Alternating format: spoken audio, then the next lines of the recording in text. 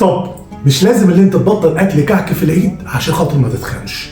النهارده هقول لك على كام تركايه لو عملتها مظبوط هتاكل كعك ومعمول وحلويات وكل حاجه. اسمع الفيديو ده عشان خاطر مهم جدا ليك. وبما اننا وصلنا للحلقه 29 والاخيره من موسم 2026 من برنامجكم رمضان هيغيرنا، النهارده هنتكلم على كعك العيد. السؤال اللي بيجي لنا كتير قبل الاعياد.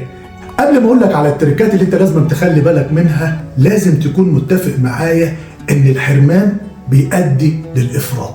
يعني انت لو حرمت نفسك من الحلويات ديت اول يوم، تاني يوم ممكن تاكلها وبشراهه. فعشان كده انا عايز اقول لك المشكله مش في الحلويات نفسها او في الكعك او في المعمول، المشكله في الكميه اللي انت بتاكلها.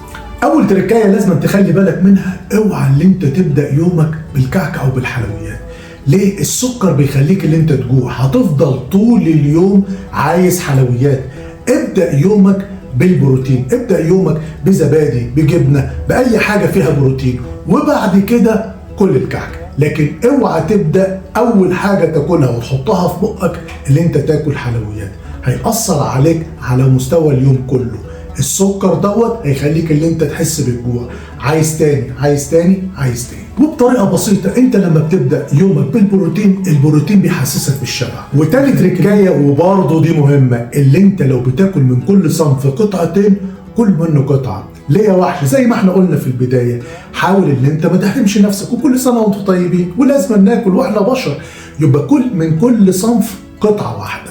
ما تحاولش ان انت تحط طبق قدامك مليان بقى قطعه قطعه قطعه، لا، ابدا بقطعه وشوف بعد كده لو كلت القطعه الثانيه من الصنف الثاني مفيش اي مشكله، ممكن ساعتها اللي انت ما تاكلش.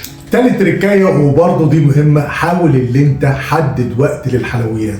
يعني مثلا بعد الغداء وانت بتشرب فنجان القهوه بتاعك او كوبايه الشاي بتاعتك، اللي انت تاكل جنبيها حته كعكه او معمول او اي نوع من انواع الحلويات. لكن ما تخليش الطبق قدامك او العلبه قدامك وطول اليوم رايح جاي على الكعك وراجع من البسكوت والكلام دوت. حاول اللي انت حدد وقت اللي هو ده وقت الحلويات. رابع حاجه، حاول اللي انت تشرب ميه كتير. كل ما تشرب ميه كتير كل ما انت هتحس بالشبع وبطنك هتتملي، فمش هيبقى في مكان لكعك كتير او حلويات كتير. خامس تركايه، اتحرك. اليوم اللي انت تاكل فيه حلويات او كنت زودت في الاكل، حاول اللي انت تمشي من 20 ل 30 دقيقه. مش شرط اللي انت تروح الجيم، مش شرط اللي انت تعمل تمارين. كل ما تتحرك كل ما بتخليش الدهون تتخزن في جسمك. ولو وصلت للنقطة دي من الفيديو وحسيت ان في معلومة بالفعل استفدتها، حاول ما تخليش المعلومة ديت تقف لغاية عندك. شيرها لاصحابك، شيرها لحبايبك، بحيث ان المعلومة توصل لاكبر عدد ممكن من الناس. هتلاقونا موجودين على انستجرام، على اليوتيوب، على التيك توك، على الفيسبوك. كل سنة وانتم طيبين، وعيد سعيد علينا وعليكم وعلى الأمة الإسلامية وعلى العالم كله. نشوفكم على خير، سلام. العيد فرحة بس اوعى تنسى الجاي، رمضان ده كان بداية، كمل المشوار معاي.